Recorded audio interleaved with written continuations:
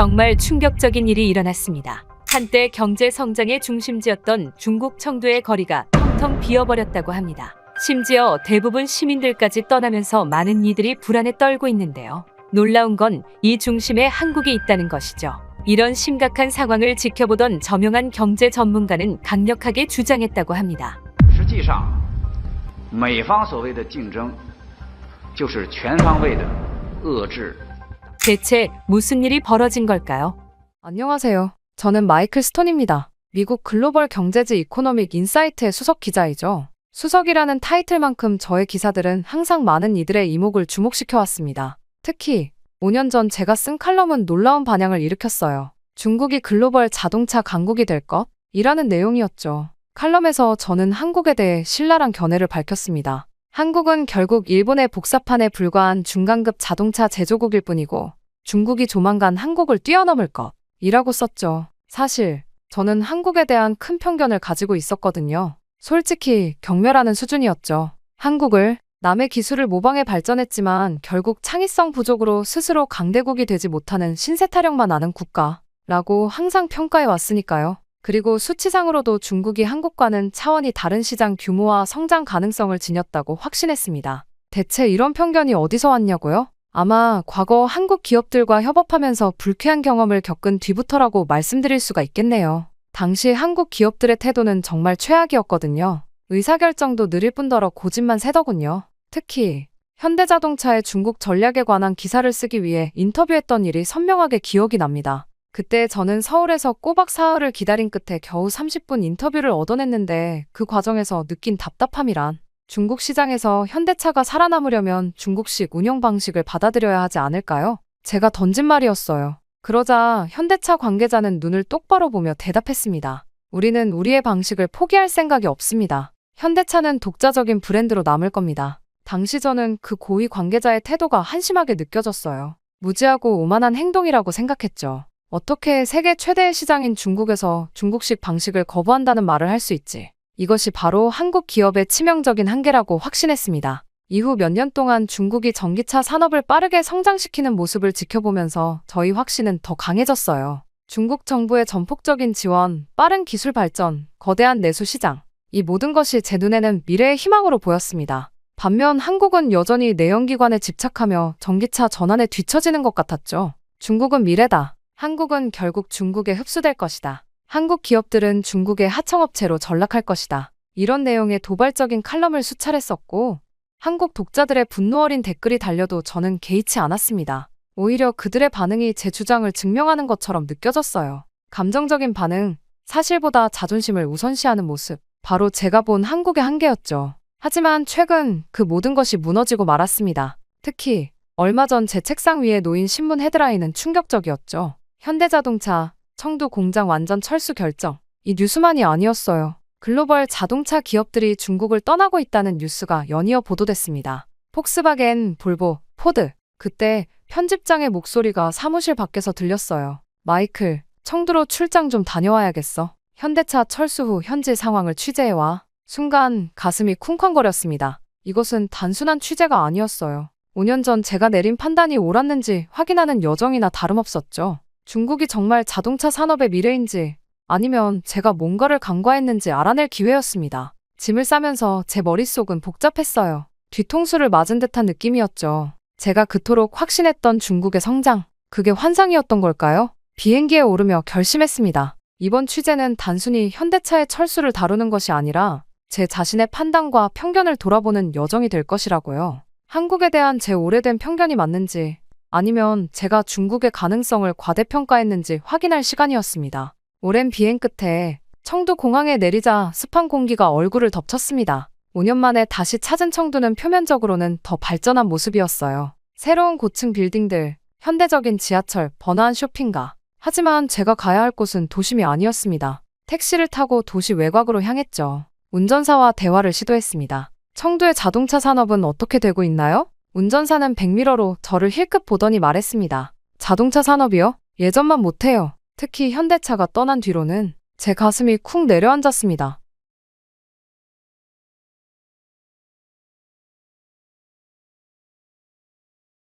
도시를 빠져나가는 길에 보이는 풍경은 5년 전과 달랐어요. 당시에는 활기찬 상점들과 식당들이 즐비했는데 지금은 많은 곳이 문을 닫았습니다. 마침내 도착한 곳은 과거 현대차 공장이 있던 산업단지였습니다. 차에서 내려 주변을 둘러보니 말문이 막혔어요. 한때 활력이 넘치던 이 산업단지는 지금 거의 유령 도시나 다름없었습니다. 텅 빈 공장 건물들, 닫힌 협력업체들, 폐업한 상점들, 적막감이 온 공간을 지배하고 있었어요.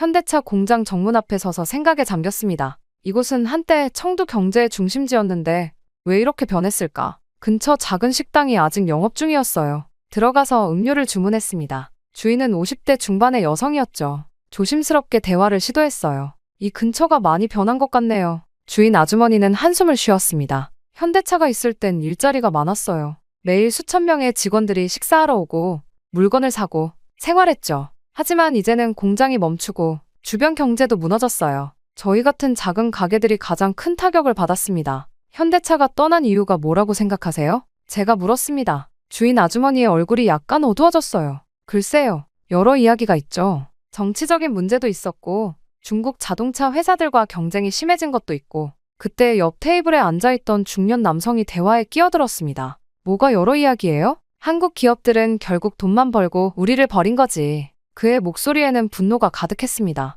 우리 청두 사람들이 그들을 위해 얼마나 열심히 일했는데 어려워지니까 그냥 떠나버렸어요. 그런 식으로 우정이 작동하나요? 다른 손님도 가세했어요. 사드 문제 이후 우리를 배신한 건 한국인데 왜 우리가 한국을 원망하면 안 된다는 거지? 그들이 먼저 중국을 무시했잖아요. 갑자기 불편한 공기가 식당을 감쌌습니다. 저는 조용히 고개를 숙이고 차만 마셨죠. 잠시 후 다른 목소리가 들렸어요. 구석에 앉아있던 젊은 여성이었습니다. 모든 것을 한국 탓으로만 돌리는 건 공정하지 않아요. 우리 정부 정책도 문제가 있었어요. 외국 기업들에게 너무 많은 제약을 가했죠. 누가 그런 환경에서 사업을 계속하고 싶겠어요? 식당 안의 분위기가 더욱 팽팽해졌습니다. 저는 이 논쟁을 지켜보면서 중국 내에서도 한국을 향한 다양한 감정과 입장이 있음을 체감했어요. 단순히 중국 대 한국이라는 구도로 볼 수 없는 복잡한 현실이 눈앞에 펼쳐지고 있었습니다. 식당을 나와 다시 공장 주변을 걸었습니다. 거대한 공장 건물은 이제 유령처럼 서 있었어요. 5년 전 제가 찍었던 사진 속 활기찬 모습은 온데간데 없었습니다. 당시에는 수천 명의 직원들이 오가고 트럭들이 부품과 완성차를 실어 나르던 곳이었는데 이 모든 변화 앞에서 저는 다시 한번 제 자신에게 물었습니다. 정말 중국이 자동차 산업의 미래였을까? 아니면 제가 뭔가를 놓친 걸까? 공장 주변을 둘러본 뒤 저는 청두시청으로 향했습니다. 이 모든 변화 뒤에 숨겨진 진실을 파헤치고 싶었어요. 하지만 예상대로 일은 순조롭게 진행되지 않았습니다. 청두시청 관계자에게 수차례 인터뷰를 요청했지만 번번이 거절당했죠. 일정이 바쁘다. 적절한 담당자가 없다. 사전 승인된 질문지가 필요하다. 온갖 핑계로 제 취재를 막았습니다. 호텔로 돌아오는 택시 안에서 좌절감이 밀려왔어요. 그때 문득 발신자 표시가 없는 번호에서 전화가 왔습니다. 자신을 전 현대차 중국법인 직원 장리라고 소개한 남성이었죠. 그는 제가 현대차 철수에 대해 취재한다는 소식을 듣고 연락했다고 했습니다. 심장이 빨라졌습니다. 바로 이런 기회를 기다리고 있었어요. 그날 저녁 호텔에서 멀리 떨어진 조용한 카페에서 장리를 만났습니다. 그는 40대 중반의 남성으로 계속해서 주변을 경계하는 모습이었어요. 그의 긴장된 태도에서 이 만남이 그에게 위험할 수 있음을 직감했습니다. 장리는 커피잔을 손으로 감싸주며 자리를 옮기자는 제안에 고개를 저었습니다. 이곳이 안전하다고 판단한 듯했어요. 그는 중국의 합작 투자 전략이 실제로는 협력이 아니라 기술 탈취를 위한 것이었다고 털어놓았습니다. 중국 정부가 현대차를 비롯한 외국 자동차 기업의 기술만을 원했다는 것이죠. 장리의 표정은 점점 더 진지해졌습니다. 그는 중국 정부의 자동차 산업 전략을 도입, 소화, 흡수, 혁신이라는 공식으로 설명했어요. 외국 기업을 끌어들여 합작사를 만들고 기술을 배운 뒤 자국 기업을 키워 결국 외국 기업을 몰아내는 방식이라고 했습니다. 그의 목소리는 점점 더 작아졌습니다. 처음에는 세금 혜택, 값싼 토지 등 우대 정책으로 외국 기업들을 유혹했다가 일단 기술을 얻으면 차별적인 규제를 시작했다고 했어요. 갑자기 외국 기업들에게만 적용되는 새로운 규제가 생겨났다는 것이었습니다. 전기차 배터리는 중국산만 사용해야 한다는 규정 같은 것들이었죠. 장리의 폭로는 충격적이었습니다. 그의 말대로라면 현대차뿐만 아니라 폭스바겐, 볼보, 포드 등 모든 외국 자동차 기업이 처음부터 이용당한 셈이었어요. 중국은 그들의 기술을 원했고 이제 충분히 배웠다고 판단하자 그들을 밀어내고 있었습니다. 인터뷰를 마치고 호텔로 돌아오는 길에 머릿속이 복잡했어요. 장리의 증언은 제가 5년 전 쓴 낙관적인 칼럼과는 완전히 다른 그림을 그리고 있었습니다. 중국 자동차 산업의 급성장 이면에는 이런 전략적 접근법이 있었다니. 다음 날, 저는 현지 대학의 경제학과 교수를 만났어요. 그의 시각은 장리와 완전히 달랐습니다. 그 교수의 날카로운 눈빛이 인상적이었어요. 그는 한국이 배신감을 느끼는 것은 오만하다고 잘라 말했습니다. 중국은 단지 기술을 배우고 독립했을 뿐이며 이는 비즈니스의 자연스러운 진화 과정이라는 것이죠. 한국도 과거 일본과 미국으로부터 기술을 배웠던 것처럼 말입니다. 교수와의 만남 이후 거리로 나가 시민들의 목소리도 들어봤습니다. 청도 시민들 사이에서도 비슷한 생각이 퍼져 있었습니다. 현대차 없이도 잘 살 수 있다는 자신감, 중국 브랜드 자동차가 이제는 더 좋다는 믿음, 왜 외국 기업이 중국 시장을 지배해야 하느냐는 의문 등이 지배적이었어요. 하루 종일 여러 인터뷰를 진행하면서 상황이 점점 더 복잡하게 느껴졌습니다. 이건 단순한 비즈니스 결정이 아니었어요. 그 이면에는 국가 간 복잡한 정치적 역학관계가 자존심이 기술 패권을 둘러싼 싸움이 있었습니다. 호텔방으로 돌아와 취재 노트를 정리하면서 깨달았어요. 현대차의 철수는 단순한 경제적 손실이 아니었습니다. 이것은 정치, 국제관계, 그리고 더 넓은 맥락에서의 글로벌 산업 재편의 한 부분이었죠. 창밖으로 보이는 청두의 야경을 바라보며 생각에 잠겼습니다. 머릿속에서는 두 가지 상반된 내러티브가 충돌하고 있었어요. 한편으로는 중국이 외국 기업을 이용만 하고 버렸다는 시각, 다른 한편으로는 이것은 자연스러운 산업 발전의 과정이라는 시각. 노트북을 열고 지금까지의 취재 내용을 정리하기 시작했습니다. 진실은 어디에 있을까요? 저는 더 깊이 파고들기로 결심했습니다. 다음 날 아침, 취재의 방향을 바꾸기로 결심했습니다. 단순히 현대차가 왜 철수했는지가 아니라 철수 이후 청두에서 실제로 어떤 일이 벌어졌는지 파악하는 것이 중요하다고 생각했어요. 현대차 공장을 인수한 중국 기업들의 상황을 직접 확인해 보기로 했습니다. 옛 현대차 공장은 이제 청두 자동차 제조 단지라는 이름으로 운영되고 있었어요. 공장 정문에 도착했을 때 처음에는 취재를 거절당했습니다. 하지만 현지 가이드의 도움으로 공장 주변에서 출퇴근하는 직원들을 만날 수 있었죠. 첫 번째로 만난 사람은 10년 넘게 이 공장에서 일해온 리우 씨였습니다. 그는 현대차 시절부터 일했던 베테랑이었어요. 조심스럽게 대화를 시작했습니다. 리우 씨의 얼굴에는 피로가 역력했어요. 그는 한숨을 내쉬며 상황을 설명했습니다. 한국 기업이 있을 때는 연봉도 높았고 복지도 좋았어요. 하지만 중국 기업이 인수한 뒤 절반이 해고됐어요. 그의 말에 따르면 현대차 시절에는 정규직 직원이 3,000명이 넘었지만 지금은 1,400명 정도만 남아있다고 했습니다. 급여도 약 30% 정도 삭감되었고 복리후생 혜택도 대부분 사라졌다고 했어요. 예전에는 야근 수당이라도 받았는데 지금은 그냥 무조건 일하라고 해요. 거절하면 내일부터 나오지 말라고 합니다. 더 많은 직원들을 만날수록 상황의 심각성이 드러났습니다. 현대차 철수 후 공장을 인수한 중국 기업들은 비용 절감에만 집중하고 있었어요. 그 결과는 품질 저하로 이어지고 있었습니다. 한 품질 관리 담당자는 속삭이듯 말했어요. 불량품이 너무 많이 나와요. 예전에는 0.1% 미만이었는데 지금은 거의 5%에 육박합니다. 관리자들은 이런 문제를 덮으려고만 해요. 이 말을 듣는 순간 제 머릿속이 복잡해졌습니다. 5년 전 제가 보았던 중국의 제조업 역량과 지금 듣는 이야기가 너무 달랐어요. 중국이 세계를 선도할 것이라고 확신했던 제 예측은 어디가 잘못된 걸까요? 메모를 하려다 펜을 떨어뜨려 허둥지둥 주웠습니다. 공장 주변의 식당에서 점심을 먹으며 더 많은 이야기를 들을 수 있었습니다. 노동 환경이 급격히 악화되었다는 것, 안전관리가 부실해져 사고가 증가했다는 것, 이직률이 매우 높아졌다는 것 등이었죠. 하지만 모든 사람들이 같은 의견은 아니었습니다. 공장 근처 상점 주인인 왕 씨는 다른 시각을 보여주었어요. 한국 기업들이 남아있었다면 우리가 더 성장했을 거예요. 그들이 떠난 책임을 중국 기업에 돌리는 건 공정하지 않습니다. 또 다른 지역 주민은 더 강한 어조로 말했습니다. 우리가 한국 기업들을 키워줬는데 떠난 건 결국 한국이야. 중국 시장에서 돈 벌다가 어려워지니까 그냥 도망간 거지. 이 말을 듣는 순간 손에 들고 있던 커피잔을 꽉 쥐었습니다. 머릿속이 더 혼란스러워졌어요. 한쪽에서는 중국 기업의 관리 문제를 지적하고 다른 쪽에서는 한국 기업의 배신을 성토하고 있었습니다. 도대체 누구의 말이 옳은 걸까요? 질문을 던질 때마다 모순된 답변들이 쏟아졌고 제 메모장은 상충되는 증언들로 가득 찼습니다. 기자로서 객관성을 유지하려 했지만 순간순간 감정에 휘둘리는 저를 발견했어요. 저녁이 되어 호텔로 돌아오는 길, 머릿속은 혼란스러웠습니다. 하루 종일 들은 상반된 이야기들이 충돌하고 있었어요. 한편으로는 현대차 철수 후 노동자들의 삶이 어려워진 현실, 다른 한편으로는 여전히 한국 기업의 철수를 배신으로 여기는 정서.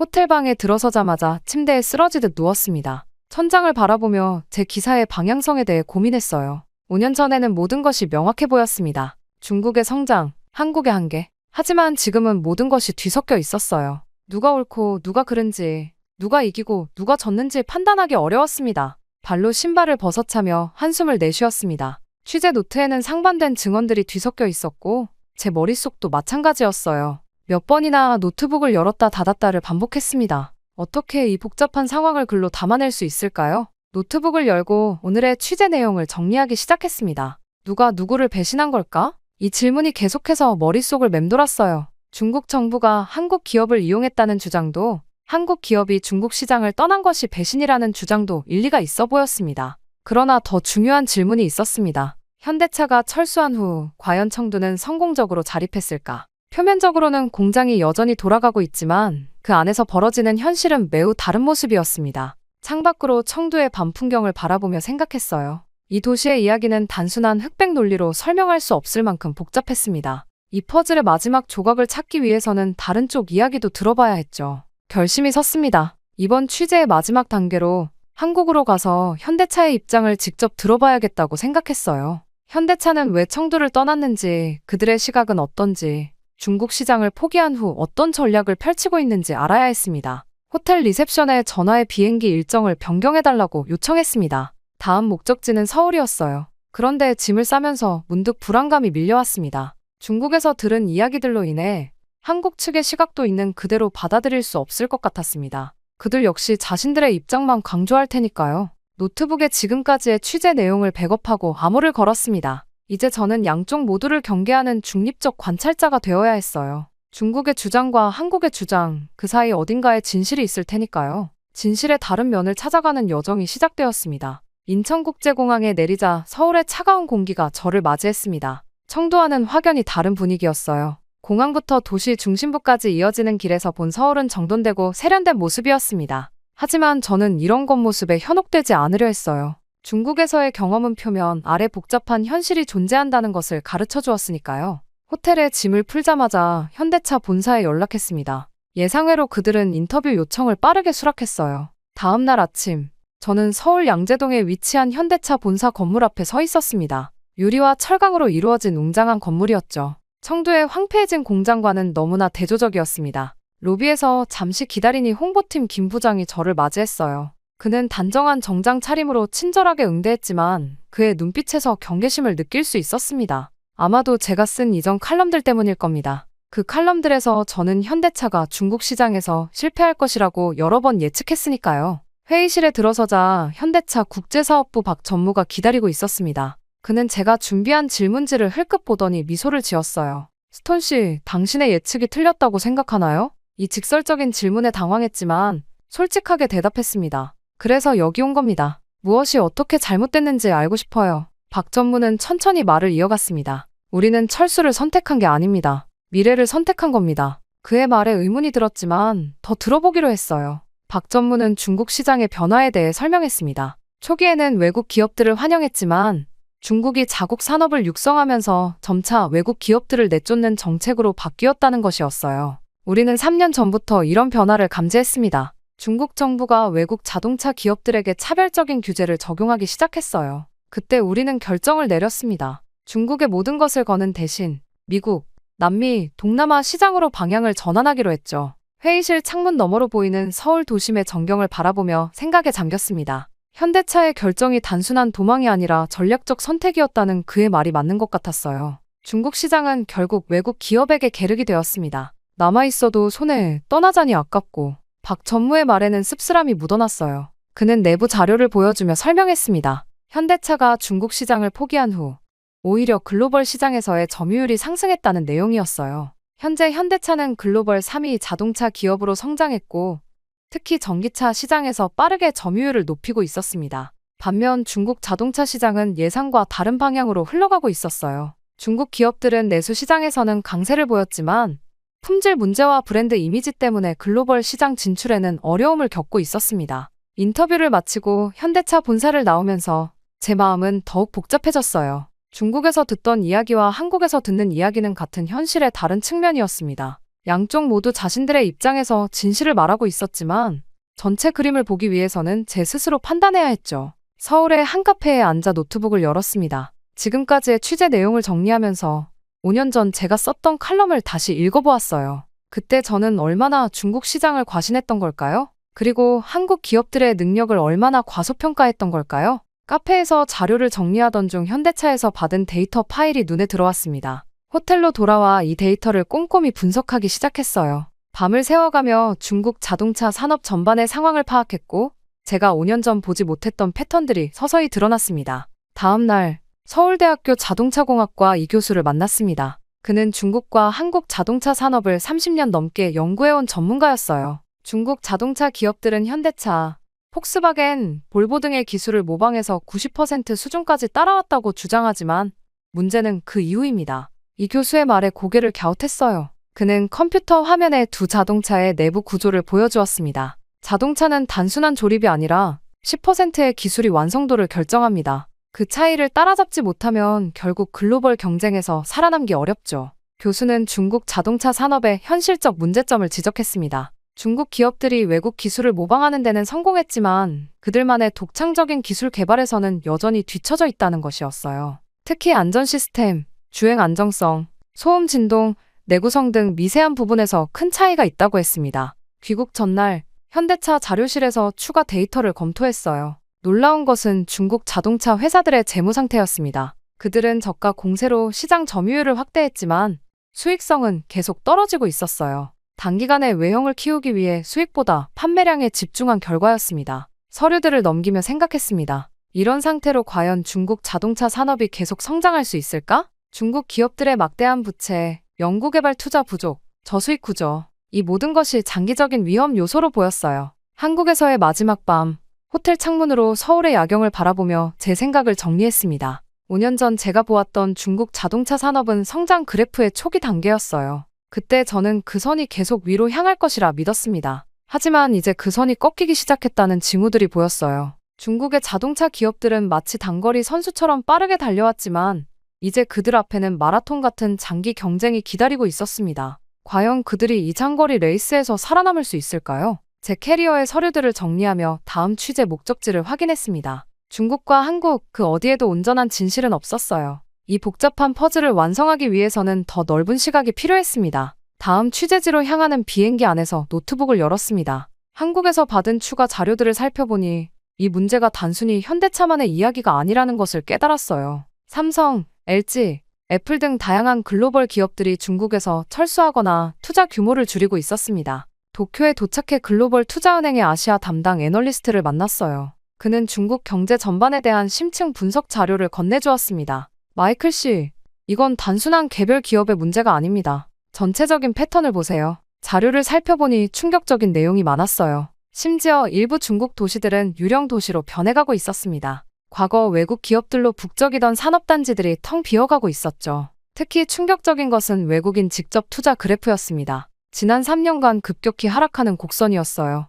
호텔 로비에서 또 다른 경제 전문가를 만났습니다. 그는 커피를 홀짝이며 말했어요. 이건 단순한 일시적 현상이 아닙니다. 중국 경제 자체가 흔들리고 있어요. 부동산 버블, 지방정부 부채, 인구 고령화, 여러 문제가 복합적으로 작용하고 있죠. 다음 날 베이징에 있는 지인에게 전화를 걸었습니다. 그는 중국 경제 매체 기자였어요. 그의 시각은 완전히 달랐습니다. 서구 언론들이 중국의 몰락을 바라는 것뿐입니다. 우리는 우리만의 길을 가고 있어요. 한국이 떠나도 우리는 우리 방식대로 자동차 산업을 키울 것입니다. 그의 자신감 넘치는 목소리를 들으며 혼란스러웠습니다. 다른 중국 언론인들과도 통화했어요. 그들의 메시지는 일관됐습니다. 유럽과 미국이 우리를 견제할 뿐 중국의 미래는 여전히 밝습니다. 우리는 내수 시장만으로도 충분히 성장할 수 있어요. 취재 노트를 정리하면서 이 두 가지 상반된 입장이 충돌하고 있음을 발견했습니다. 한편에서는 데이터에 기반한 중국 경제 위기설, 다른 한편에서는 강한 자신감에 기반한 중국 독자 발전론.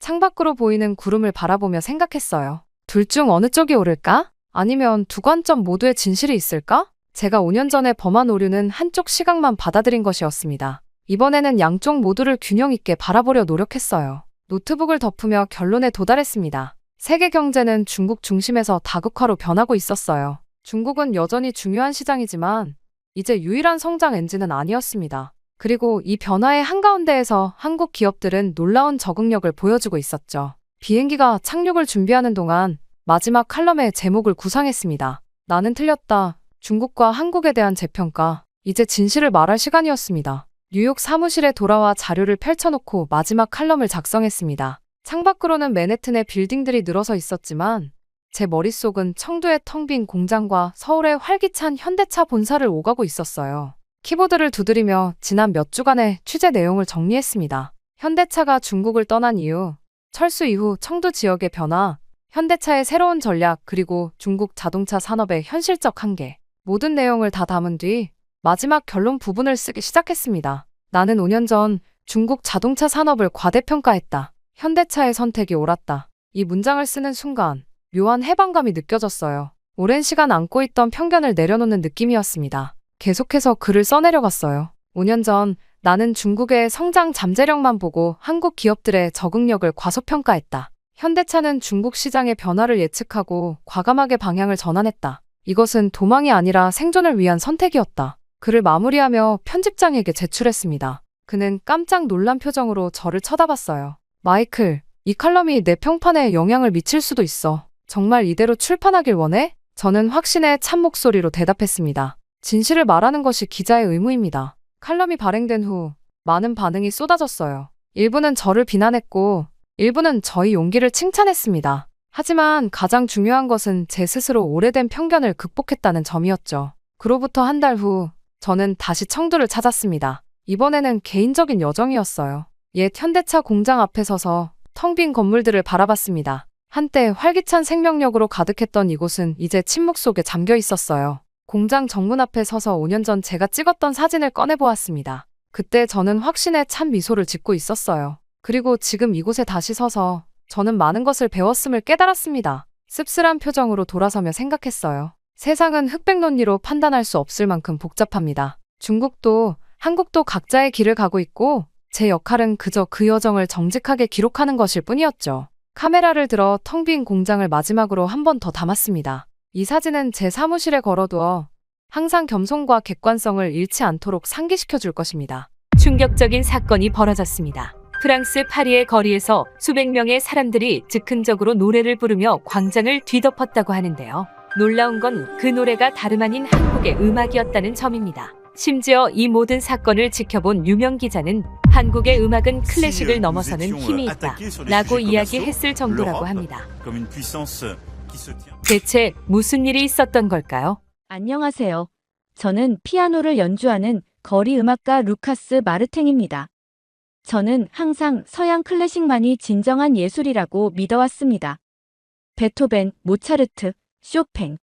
유명한 작곡가들은 모두 서양인들이니까요. 그런데 요즘 불편한 일들이 많습니다. 바로 한국 음악 때문이죠. 한국 음악? 그게 뭐죠? 기계적인 비트에 공장에서 찍어낸 듯한 멜로디. 저는 종종 이런 말을 했습니다. 그 듣기 싫고 공장에서 찍어낸 듯한 케이팝이 유행을 하다니 진짜 어이가 없어요. 솔직히 말씀드리면 그 이상한 노래 말고 한국이 내세울 게 뭐가 있단 말인가요? 대통령도 지금 없는 마당에 알 수 없는 노래로 사람들의 시선이나 끌려고 하다니. 심지어 역사도 없는 그런 쓰레기 같은 노래를 말이에요. 정말 마음에 들지 않습니다. 물론 그 사건이 일어나기 전까지는 말이죠. 그날도 저는 몽마르트 공원에서 라흐마니노프의 전주곡을 연주하기 시작했습니다. 점점 관중들이 모여들었어요. 서양 클래식의 위대함을 증명하는 순간이었죠.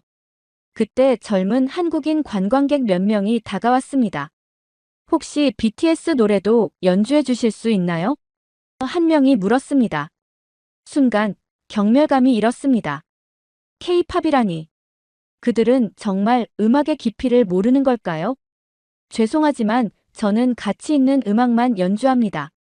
제가 답했습니다. 그들의 실망한 표정이 보였지만 개의치 않았습니다. 한국 음악은 제 수준에 맞지 않았으니까요.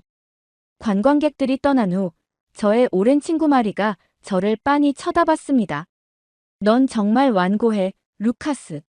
언젠가 내 편견이 얼마나 잘못됐는지 깨닫게 될 거야. 저는 냉소적으로 웃었습니다. 그럴 일은 없을 거야. 서양 클래식의 우월함은 역사가 증명하니까. 하지만 그때는 전혀 알지 못했어요. 제가 가장 경멸했던 한국 음악이 제 인생을 완전히 바꿀 것이라는 사실을 말이죠. 다음 날 아침, 마리가 제 아파트에 갑자기 찾아왔습니다. 평소보다 들뜬 표정이었고 손에는 2장의 티켓이 들려 있었어요. 저녁 콘서트에 초대한다는 말에 기분이 좋아졌죠. 파리에는 늘 훌륭한 클래식 공연이 열리니까요. 기대에 찬 표정으로 어떤 공연인지 물었습니다. 혹시 바흐인지 아니면 드뷔시인지요. 그러나 마리는 미소를 지으며 고개를 저었어요. 한국 전통 음악 콘서트라고 했습니다. 센느 강변 새로 생긴 문화센터에서 열리는 공연이었고 한국의 유명한 성악가가 프랑스 순회 공연 중이라고 했어요. 제 얼굴에서 미소가 즉시 사라졌죠. 윤서영이라는 성악가의 공연이라고 했지만 저는 어이없다는 듯 웃으며 거절했습니다. 한국 음악은 가짜라고, 진짜 예술이 아니라고 단언했어요. 마리는 한숨을 쉬며 제가 한국 음악을 들어본 적도 없으면서 어떻게 그렇게 단정 지을 수 있냐고 물었죠. 저는 창문 쪽으로 걸어가 파리의 풍경을 바라보았어요. 들어볼 필요도 없다고 생각했습니다. 서양 클래식의 깊이와 복잡성을 갖추지 못했을 것이라 확신했으니까요. 그저 단순한 멜로디에 이상한 발성 기법만 있을 거라 단정했죠. 마리는 제가 고집불통이라며 진정한 음악가라면 모든 음악에 열린 마음을 가져야 한다고 주장했어요. 하지만 저는 진정한 음악가는 좋은 음악과 나쁜 음악을 구별할 줄 알아야 한다고 반박했습니다. 한국 음악은 제 시간을 낭비할 가치가 없다고 생각했죠. 그러나 마리는 포기하지 않았어요. 정말 형편없다면 티켓값은 마리가 물겠다고 했습니다. 저는 고개를 절레절레 흔들며 거절했어요. 오늘 저녁엔 쇼팽을 연습할 계획이었으니까요. 마리가 갑자기 심각한 표정을 지었습니다. 친구로서 부탁한다며 딱 한 번만 믿고 따라와 달라고 했어요. 정말 싫어한다면 다시는 이런 부탁 안 하겠다고 했죠. 마리의 진지한 표정에 잠시 머뭇거렸습니다. 15년지기 친구의 부탁을 계속 거절하는 것도 예의가 아니었어요. 마지못해 동의했습니다. 하지만 진짜 별로면 중간에 나오겠다고 경고했어요. 마리의 얼굴에 미소가 번졌고 오늘 밤 뭔가 특별한 경험을 하게 될 거라고 했죠. 저는 코웃음을 쳤습니다. 서양 음악에 비해 얼마나 초라한지 직접 확인하는 특별한 경험이 되겠지요. 그날 저녁 마리와 함께 센느 강변의 문화센터로 향했어요. 발걸음은 무거웠지만 적어도 마리에게 한 약속은 지킬 수 있었습니다. 문화센터는 생각보다 고급스러웠어요. 입구에는 한글로 된 포스터가 걸려 있었고 프랑스어 번역이 함께 있었죠. 윤서영 아리랑의 울림이라는 제목이었습니다. 아리랑이 무엇인지 물었고 마리는 한국의 대표적인 민요로 수백 년의 역사를 가졌다고 설명했어요. 저는 비웃듯 베토벤의 교향곡에 비하면 아무것도 아닐 거라고 말했습니다. 마리는 더 이상 대꾸하지 않고 저를 객석으로 안내했어요. 공연장은 의외로 많은 사람들로 채워져 있었습니다. 프랑스인뿐만 아니라 아시아인들도 꽤 보였죠. 자리에 앉으며 시계를 흘끗 바라보았어요. 얼마나 지루할지 궁금했습니다. 불이 꺼지고 무대에 조명이 들어왔어요. 팔짱을 끼고 뭐가 나올지 기다렸습니다. 한국 전통 의상을 입은 사람들이 이상한 악기들을 들고 나올 거라 예상했죠. 하지만 예상과 달리 현대적인 블랙 드레스를 입은 한 여성이 무대에 등장했어요. 그녀의 우아한 걸음걸이와 자신감 넘치는 표정에서 전문성이 느껴졌습니다. 그녀가 바로 윤서영이었죠. 청중들이 박수를 치는 동안 별 감흥 없이 앉아 있었어요. 곧 시작될 이 소위 음악이 얼마나 서양 클래식에 미치지 못하는지 확인할 준비를 했습니다. 윤서영이 마이크 앞에 서서 프랑스어로 인사했어요. 첫 곡으로 한국의 영혼이 담긴 아리랑을 들려주겠다고 했죠. 피아노 반주가 조용히 시작되었어요. 저는 속으로 생각했습니다. 자, 이제 얼마나 형편없는지 들어보자. 이후 윤서영의 목소리가 공연장에 울려 퍼지기 시작했어요. 처음에는 무관심하게 팔짱을 끼고 있었습니다. 어차피 곧 지루해질 테니까요. 하지만 첫 음이 나오는 순간 뭔가 달랐습니다. 그녀의 목소리는 예상과 달리 맑고 깊었어요. 단순할 거라 생각했던 멜로디는 의외로 복잡한 감정을 담고 있었죠. 낮게 시작해서 천천히 고조되는 선율. 처음 들어보는 한국어 가사임에도 불구하고 그 음악에 담긴 슬픔과 희망이 가슴을 파고들었습니다. 아리랑, 아리랑, 아라리요. 이상했어요. 가사의 의미는 알 수 없었지만 그 멜로디가 제 안에서 무언가를 건드리기 시작했습니다. 처음에는 거부했죠. 이건 그저 낯선 음악이라 신기한 것뿐이야. 클래식만큼 깊지 않아. 그렇게 스스로를 설득하려 했습니다. 하지만 윤서영의 목소리가 더 높이 솟구칠수록 제 방어벽은 서서히 무너져 내렸어요. 그녀의 음색에는 수백 년의 역사와 한 민족의 슬픔이 담겨 있었습니다. 그녀가 내는 하나하나에 깊은 감정이 실려 있었죠. 문득 마리를 힐끗 쳐다보니 그녀는 이미 음악에 완전히 빠져 있었어요. 주변을 둘러보니 청중들도 모두 숨을 죽이고 윤서영의 노래에 집중하고 있었습니다. 프랑스인들의 눈에도 눈물이 맺혀 있는 것이 보였죠. 그때였어요. 제 심장이 갑자기 요동치기 시작했습니다. 묘한 감정이 가슴을 채웠어요. 낯설지만 이상하게 따뜻한 느낌. 마치 오래전 잊고 있었던 기억이 되살아나는 것 같았죠. 하지만 그건 불가능했습니다. 한국 음악을 들어본 적도 없었으니까요. 이게 뭐지? 노래가 절정에 달했을 때 윤서영의 목소리는 마치 새처럼 높이 날아올랐어요. 그 순간 저도 모르게 눈을 감았습니다. 온몸에 소름이 돋았죠.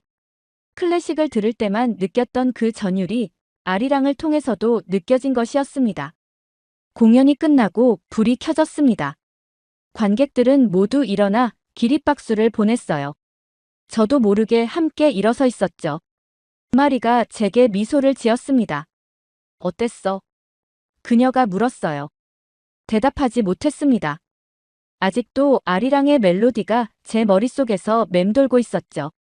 그 단순하면서도 깊은 선율이 제 안에 깊이 각인되어 있었습니다. 공연장을 나오는 내내 말이 없었어요. 마리는 제 반응을 보고 더 이상 질문하지 않았습니다. 그저 만족스러운 미소만 지었죠. 그녀는 알았어요. 제가 음악적 편견의 벽을 조금 허물기 시작했다는 것을.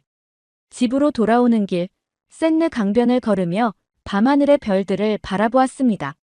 파리의 밤은 언제나처럼 아름다웠어요. 하지만 오늘 밤은 뭔가 달랐죠. 머릿속에서는 계속해서 아리랑이 울려 퍼지고 있었습니다. 아리랑, 아리랑, 아라리요. 집에 도착해 불을 켰습니다. 피아노 앞에 앉았어요. 손가락이 건반 위에 올라갔지만 평소처럼 쇼팽이나 베토벤을 연주하지 않았죠. 대신 기억을 더듬어 아리랑의 멜로디를 재현해 보려 했습니다. 창문 너머로 파리의 불빛이 빛나고 있었습니다. 하지만 제 마음속에는 다른 세계가 열리고 있었죠. 한국의 아리랑이 제 음악적 지평을 넓히고 있었습니다. 그날 이후 밤새 아리랑의 멜로디가 머릿속에서 맴돌았습니다. 아침이 밝았을 때도 여전히 그 노래가 제 마음에 남아 있었어요.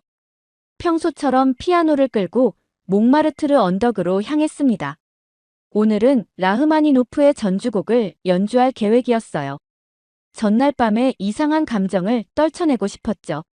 사크레퀘르 성당 근처 제 단골 자리에 피아노를 놓았습니다. 날씨는 화창했고 관광객들이 벌써 광장을 채우기 시작했어요. 저는 피아노 의자를 조절하고 악보를 펼쳤습니다. 깊게 숨을 들이마시고 건반에 손을 올렸어요. 그리고 연주를 시작했습니다. 하지만 계획했던 라흐마니노프가 아니었죠. 제 손가락이 자기 의지를 가진 듯 아리랑의 멜로디를 연주하기 시작했습니다. 뭐야? 나 왜 이걸 연주하고 있는 거지? 당황해서 손을 멈추려 했지만 멜로디는 계속 흘러나왔어요. 마치 제 영혼이 그 노래를 원하는 것 같았습니다. 그래서 저는 그냥 따라가기로 했죠. 처음에는 원곡 그대로 연주했습니다. 단순하지만 깊은 감정이 담긴 그 선율. 하지만 곧 제 클래식 훈련이 자연스럽게 녹아들기 시작했어요. 화성을 더 풍부하게 만들고 멜로디에 작은 변주를 더했죠. 눈을 들어보니 사람들이 하나둘씩 모여들기 시작했습니다. 그들의 표정이 달랐어요. 제가 늘 연주하던 클래식 곡들을 들을 때와는 다른 반응이었죠. 어떤 이들은 눈을 감고 음악에 깊이 빠져들었고, 다른 이들은 서로를 바라보며 놀란 표정을 짓고 있었습니다. 연주를 계속하면서 저는 점점 더 깊은 감정에 빠져들었어요. 이상했습니다. 하루 전까지만 해도 한국 음악을 무시했던 제가 지금은 그 음악에 완전히 몰입해 있었죠. 제 손가락은 마치 오랫동안 이 곡을 연주해온 것처럼 자연스럽게 건반 위를 움직였습니다. 관객들이 점점 더 많아졌어요. 어느새 제 주변은 수십 명의 사람들로 둘러싸여 있었습니다. 파리 시민들, 관광객들, 심지어 주변 상점 주인들까지 모두 발걸음을 멈추고 제 연주에 귀를 기울였죠. 저는 눈을 감고 완전히 음악에 몰입했습니다. 이 순간 음악의 경계가 무너지는 것을 느꼈어요. 서양과 동양, 클래식과 민요, 과거와 현재. 모든 구분이 의미 없어졌습니다. 남은 것은 오직 순수한 음악의 감동뿐이었죠. 연주가 끝나갈 무렵, 저는 다시 원곡의 단순한 멜로디로 돌아왔어요. 마지막 음이 공기 중에 흩어지고 잠시 침묵이 흘렀습니다. 그리고 폭발적인 박수 소리가 몽마르트르 광장을 가득 채웠죠. 관객들의 박수 소리가 잦아들 즈음 한 여성의 목소리가 조용히 들려왔습니다. 처음에는 거의 들리지 않을 정도로 작은 소리였지만 점점 또렷해졌어요. 누군가가 아리랑을 부르고 있었습니다. 고개를 들어 소리가 나는 방향을 바라봤죠. 놀랍게도 그곳에는 윤서영이 서 있었습니다. 어제 콘서트에서 저를 감동시킨 바로 그 성악가였어요. 그녀는 관객들 사이에서 자연스럽게 노래를 부르고 있었습니다. 서영의 목소리는 맑고 깊었어요. 제 피아노 연주 위에 완벽하게 어우러졌죠. 이것은 계획된 것이 아니었습니다. 우연한 만남이었어요. 하지만 마치 오랫동안 함께 연습해온 듀엣처럼 자연스러웠습니다. 저는 다시 피아노를 연주하기 시작했어요. 이번에는 서영의 목소리에 맞추어 반주하듯이. 그녀가 높은 음을 낼 때는 화음을 부드럽게 깔아주고 낮은 음역대에서는 풍부한 베이스 라인을 더했죠. 우리의 음악은 마치 오래된 대화처럼 자연스럽게 이어졌습니다. 관객들은 처음에는 놀란 표정이었어요. 거리 피아니스트와 전문 성악가의 즉흥 협연이라니. 하지만 곧 그들의 얼굴에 감동의 빛이 서렸습니다. 몇몇은 눈을 감고 음악에 몰입했고 다른 이들은 숨을 죽이고 귀를 기울였죠. 윤서영과 제 음악이 몽마르트르 광장에 울려 퍼질수록 더 많은 사람들이 발걸음을 멈추고 모여들었어요. 관광객들, 지나가던 파리 시민들, 주변 카페의 손님들까지. 그들의 눈빛이 점점 바뀌었습니다. 처음에는 호기심, 그 다음은 놀라움, 그리고 마침내 깊은 감동으로요. 특히 한국인 관광객들의 반응이 인상적이었습니다. 그들의 눈에는 고향에 대한 그리움과 자부심이 동시에 깃들어 있었어요. 자국의 민요가 파리의 한복판에서 이렇게 울려 퍼지는 것이 믿기지 않는 듯했죠. 그때였습니다. 한 한국인 관광객이 조심스럽게 노래를 따라 부르기 시작했어요.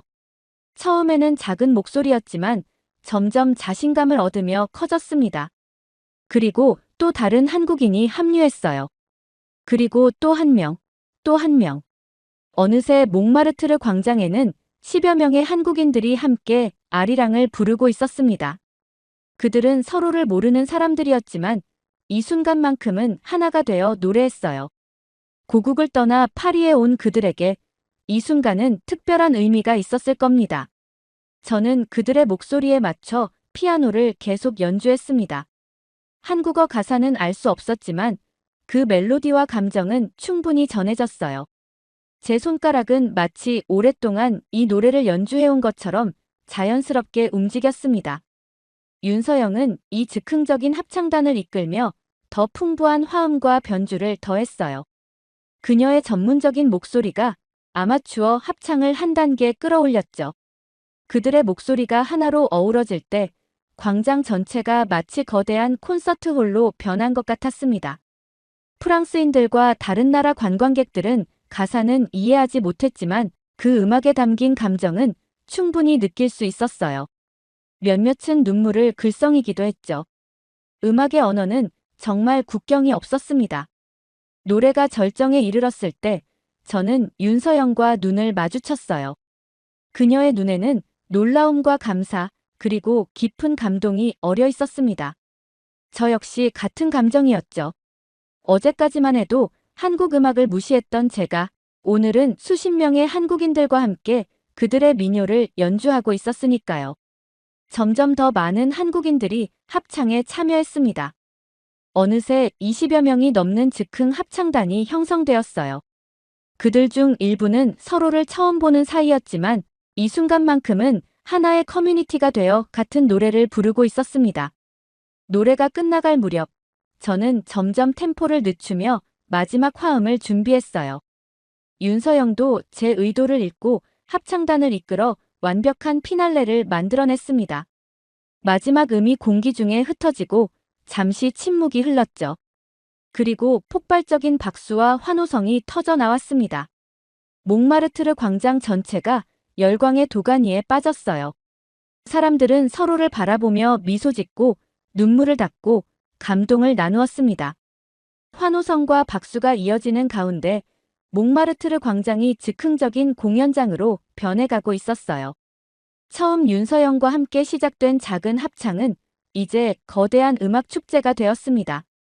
30명이 넘는 즉흥 합창단이 형성되었어요. 그들은 서로를 모르는 사람들이었지만 고향의 노래를 함께 부르며 하나가 되었습니다. 윤서영은 자연스럽게 이 즉흥 합창단의 지휘자가 되었죠. 놀랍게도 한국인들뿐만 아니라 다른 나라 사람들도 참여하기 시작했어요. 프랑스인, 미국인, 일본인, 중국인. 다양한 국적의 사람들이 아리랑의 멜로디에 맞춰 허밍을 하거나 후렴구를 따라 불렀습니다. 저는 계속해서 피아노를 연주했어요. 때로는 강하게, 때로는 부드럽게. 합창단의 에너지에 맞춰 음악의 흐름을 이끌어갔습니다. 이제 이 공연은 저 혼자만의 것이 아니었어요. 우리 모두의 것이었죠. 광장 주변의 카페 손님들도 자리에서 일어나 구경하기 시작했습니다. 상점 주인들은 가게 문을 열어놓고 음악을 들었어요. 심지어 몇몇 경찰관들도 발걸음을 멈추고 이 즉흥 공연을 지켜봤습니다. 윤서영의 제안으로 더 느리고 감정적인 버전의 아리랑을 시작했어요. 이 새로운 버전은 더 깊고 서정적이었습니다. 사람들의 눈에서 눈물이 흘러내리기 시작했죠. 유럽인들조차 그 분위기에 완전히 압도되었어요. 평소 감정 표현이 절제된 프랑스인들도 가슴에 손을 얹고 음악에 몰입했습니다. 노래가 절정에 달했을 때 저는 피아노의 모든 기교를 동원했어요.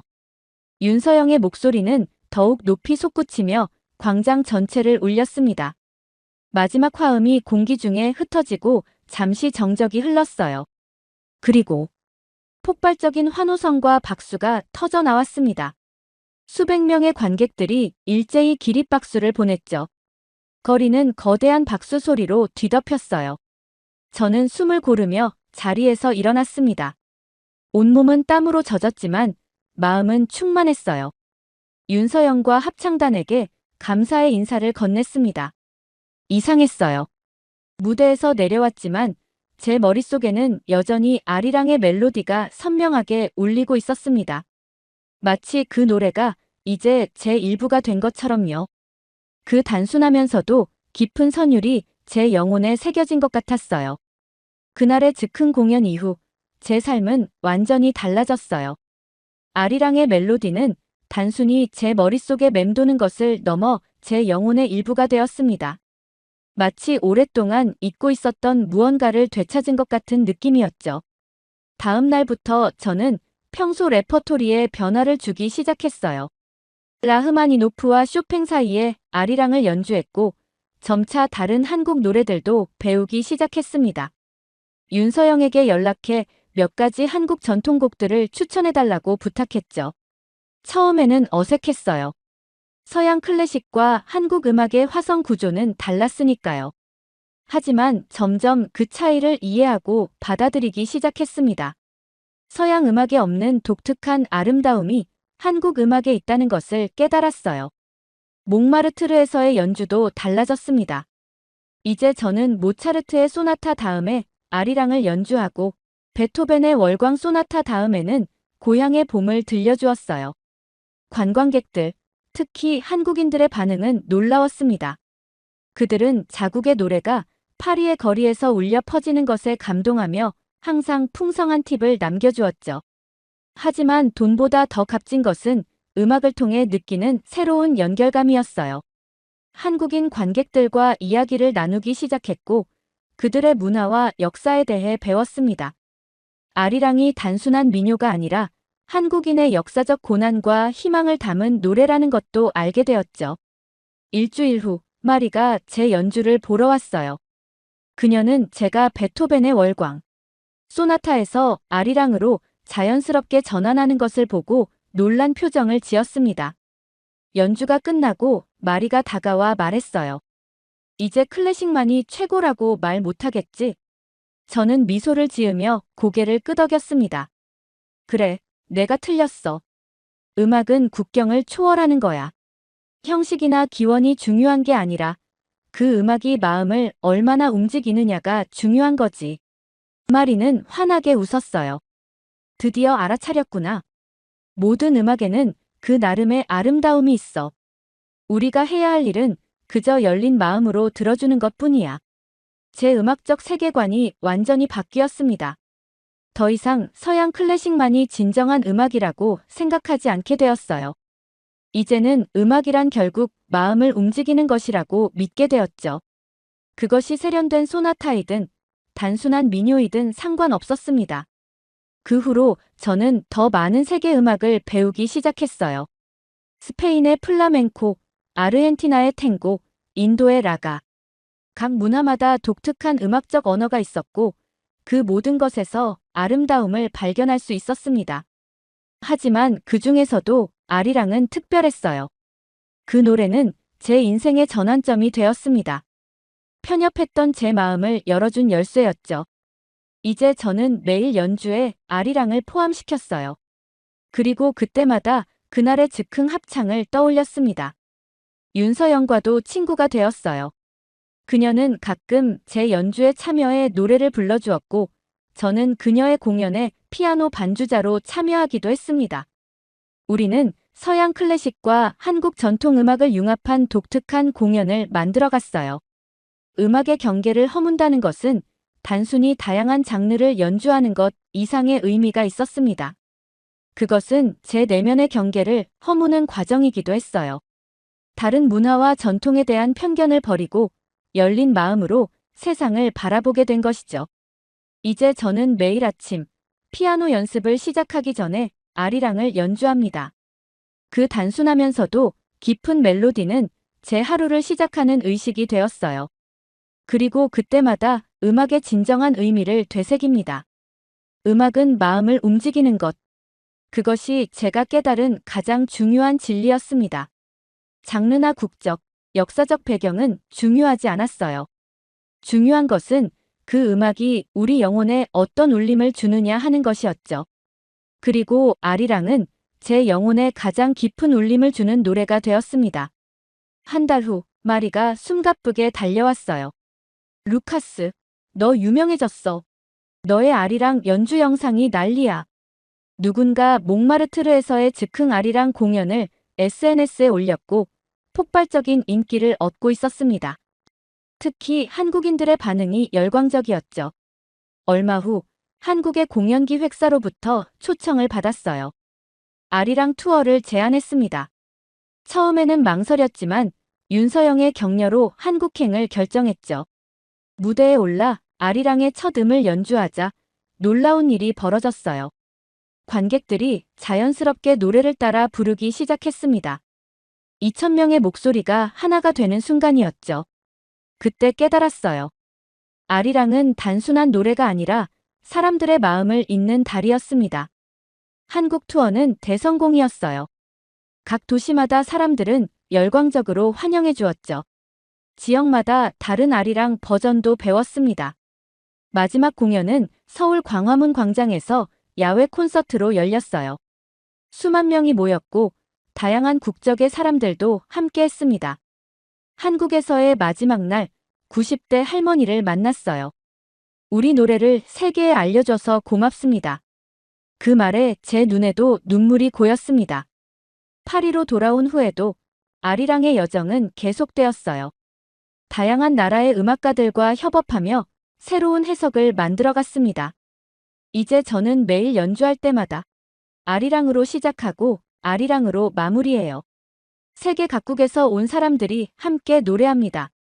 아리랑은 이제 단순한 노래가 아닙니다. 그것은 사람들의 마음을 잇는 보편적인 언어가 되었어요.